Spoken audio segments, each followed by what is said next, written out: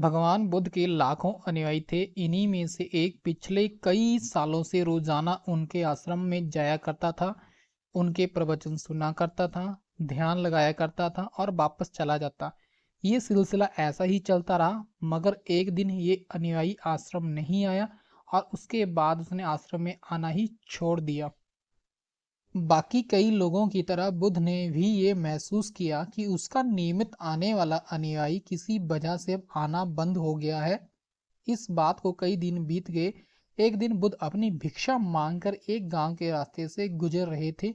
ये गांव दरअसल उसी अनुयायी का था जिसने अब आश्रम में आना छोड़ दिया था। बुद्ध उस अनुयायी के घर की तरफ चल दिए। जब उसके घर के पास पहुंचे तब वह अनुयायी अपने घर के आंगन में कुछ काम कर रहा था।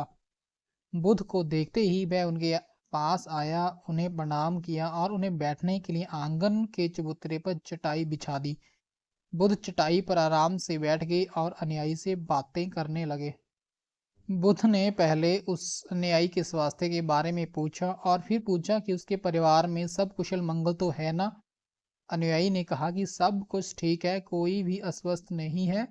बुद्ध ने उससे आगे पूछा कि अगर सब ठीक है तो तुम आश्रम में आना क्यों छोड़ दिया। अब अनुयायी ने थोड़ा सा शर्मिंदा होते हुए कहा, गुरुजी मैं क्या करता, मेरे पास पहनने के लिए सिर्फ एक ही जोड़ी कपड़ा है और वह भी अब जगह जगह से फट चुका है, उसमें कई जगह छेद हो गए हैं। अब आप ही बताइए, ऐसी हालत में मैं इतने सारे लोगों के सामने कैसे आता। बुद्ध ने उसकी तरफ ध्यान से देखा और पाया कि उसकी बातों में पूरी सच्चाई थी और उसके कपड़ों की हालत खस्ता थी। बुद्ध ने मुस्कुराते हुए उस अनुयायी के कंधे पर हाथ रखा और सब ठीक हो जाएगा बोलकर उसे ये दिलासा दिया और वहां से चले गए। एक बार बुद्ध जब प्रवचन दे रहे थे तो प्रवचन खत्म होने के बाद बुद्ध ने अपने एक धनवान अनुयायी को रुकने के लिए कहा। बुद्ध ने उससे कहा कि वह उनके गरीब अनुयायी को 2 जोड़ी कपड़े भिजवा दे। श्रीमंत अनुयायी ने उनसे वचन दिया और वह अगले दिन जैसा उन्होंने कहा वैसा ही करेगा। अगले दिन अपने वचन के मुताबिक श्रीमंत अनुयायी ने अपने नौकर के हाथों न सिर्फ उस गरीब अनुयायी के लिए बल्कि उसके पूरे परिवार के लिए 2 जोड़ी कपड़े भिजवा दिए। नए कपड़े पाकर गरीब अनुयायी और उसका परिवार बहुत खुश हुआ और अगले दिन बुद्ध ने देखा कि वह अनुयायी फिर से आश्रम में आने लगा। बुद्ध ने उससे पूछा कि अब तुम्हें कोई परेशानी तो नहीं है, अगर है तो बताओ।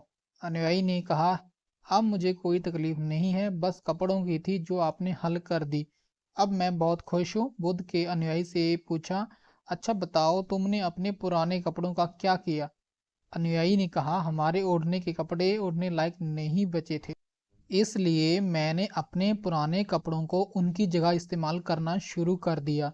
बुद्ध ने पूछा, फिर तुमने अपने ओढ़ने वाले कपड़ों का क्या किया।